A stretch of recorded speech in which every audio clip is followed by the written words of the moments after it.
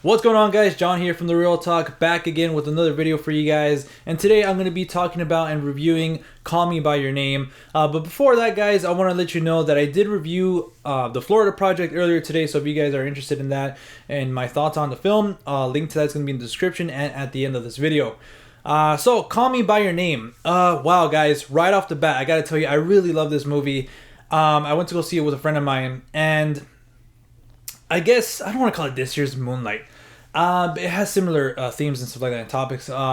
But I think it's a fair assessment for me, like a fair thing to say that it's this year's Moonlight, because last year Moonlight was I think my favorite movie of the year, and Call Me By Your Name it's got to be right up there for me this year, in my top 10 for sure. It's just a movie that the more I think about it and the way it was filmed and just everything about the movie, it's just, and the way I connected to it, it's just so amazing. And so I really love this movie.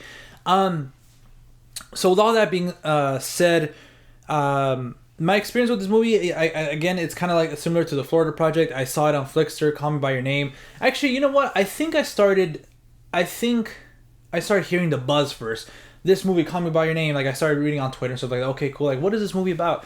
So I saw it on Flickster once, and I was like, okay, you know what? Let me see the showtimes. Obviously, it was a bit of ways for me, because I do live in California near LA, but LA is still like 40 minutes away from me, or like 40 miles. I don't know, one of the two or both. So still kind of, I had to travel a ways, to go see the film. So I waited a little bit, and hopefully, in hopes that it was going to come closer to me. And it did. So I saw the movie, and guys, like I said, I loved it. First and foremost, I want to talk about these two characters, Elio and Oliver, and their romance, and just the story. And it's just one of these romances, one of these love stories that anybody can connect to. That whole summer fling, that whole summer vibe of it. And that's why I said I can relate to this story, because anybody who's had a summer thing can relate to look at the story and say, you know what, that is what it's like. This connection you feel with someone, and the fact that it's all good at a certain point, and you love it, but sooner or later that it's gonna end, and just that's the sucky part. That's the part that sucks, that that whole summer fling ends, and these two characters in this story, this just like I'm saying, the more I think about it, it's something that I definitely want to see it again, and hopefully I get to see it by the end of the year, or maybe early next year, like I did with La La Land. I saw it last year, last year, and I saw it again at the beginning of this year, and obviously I own it or whatever. But I thought these two actors, Armie Hammer and Timothée Chalamet, I think that's how you say his last name. He was actually in Lady Bird. That's the first time I saw him, and I was like, okay, cool. And when I started hearing the buzz of Call Me By Your Name, I was like, hey, this is the kid that was in Lady Bird. So, man, I think that guy, first and foremost, like I was saying, the chemistry that these two bring to these roles is so fantastic. And it's interesting because I think they cast Armie Hammer and Timothy in like two different occasions. I guess they didn't screen together. A lot of the times when you have a film like this, where the main relationship or the story, like these connections to this character, like is the central part of the film, they test the two actors together, and I don't think they did that. I read that somewhere, that they didn't film it. They just got cast, and as soon as like that first scene, they had that chemistry was there. So I thought that was really cool. And you really believe these characters, really believe this romance. That's what I'm saying. A lot of like Lady Bird, you really believe, like, this film feels so real to you, like this connection, these characters, that romance between them. It's something that's so real and so private and so central, like it's really caught really well, and I love that about the film, that they did it so good. And it's just one of these movies that I saw, and like it just you're kind of just thrown into it, and it kind of just starts, and you just bam, okay, you're in for this ride, or for this, along for this story. And there's just a lot of scenes here that are beautifully shot too. To be honest, I want to get this out of the way. I have no negatives with the film.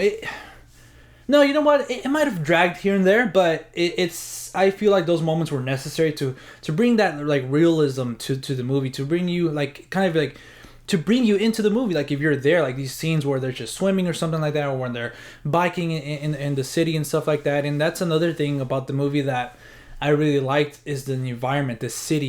It's a character in itself that you really feel you're there. You know, you're there with these characters. And in this city of, I think they're in Italy. Correct me if I'm wrong. And it's just, I feel like that was like one of the characters. I said that to myself earlier on, like watching the movie. I thought that was really well done as well. And yeah, I think I was gonna go into something a little bit earlier. Oh yeah, I gotta mention now that first, you know, I was talking about the acting. Michael Stolberg, I believe that's his last name. I feel bad because I didn't really mention him in The Shape of Water, but he was really good in that movie. And he was great in this. There's a couple of scenes that I really like of him. Obviously, he was fantastic throughout the movie, but one scene in particular that I really loved, and it was a scene with him and Timothée, which is his son in the movie, at the end where he has like this sort of monologue. Man, that scene was fantastic, and kind of, you know, letting his son know that he understands what everything's going on. He knows, you know, this story is about that whole summer fling, that whole summer thing, that the relationship that you can have towards somebody, and kind of, you know, dealing with heartbreak as well. And it's they did it really well. And now that I'm talking about that without giving anything yet away, I love the end credits when it's just him, you know, and you know, it's just the credits start and that fantastic music starts playing. I don't know what the name of the song is, and I just looked it up. I just downloaded it, but that song at the end is just fantastic. It goes well, and I believe the same artist provided music for throughout like the film and stuff like that. And now, so that end scene, like I said, I loved it. I thought the film ended beautifully, and his Timothée Chalamet, he better get nominated, because he just this was a difficult role to pull, especially because in some scenes too, I learned that, well, he's American, so he had to be fluent in, I think, in French and Italian. I think it was the two languages. I'm not quite sure, but he had to be fluent and kind of just go back and forth too. And it's kind of like he did it like that, and like I thought he was like, you know, from over there, you know. So he did a really fantastic job, and there, like I said, there's a lot of balance that you need to have for a type of role like this.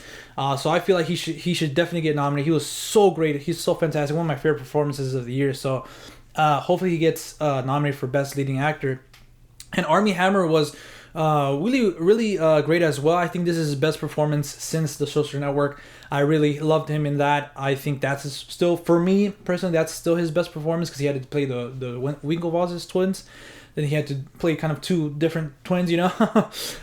But he was fantastic in this as well. So yeah. I think that's it. All I gotta say about Call Me by Your Name. It seems like I'm gushing. Hopefully that's what you get from this review. That I'm highly recommending this movie. If this film is playing near you, it's one of these films that I highly recommend. Like, it's just one of these. Yeah, like it's one. And plus, obviously, it's getting a lot of awards buzz and stuff like that. So if it's playing near you, please go check it out. And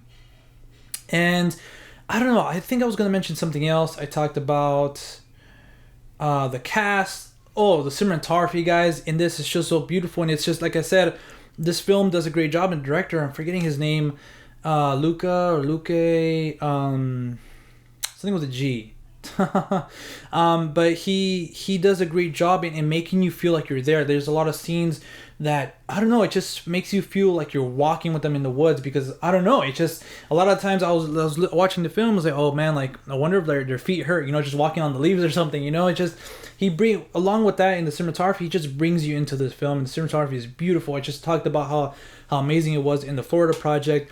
I gotta put this up there with those movies that I mentioned, and those were Columbus, Blade Runner 2049, and Florida Project. And this, it just brings you into the film, and the location, like, again, it just adds to it. So I don't know, guys, this was a great movie. So and I think that's all I had to say for it. You know, like I said, there's no negatives. I just can't stop thinking about it.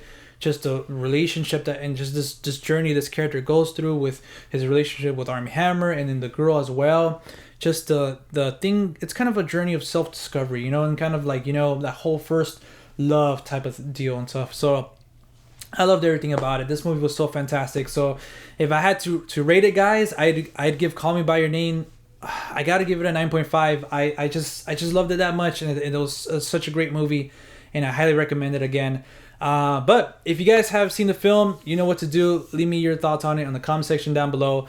And like I said, I did upload my review for the Florida Project earlier today, so check that out if you guys want to. And you guys can follow me outside of YouTube at The Real Talk with 2Ks on Instagram and Twitter.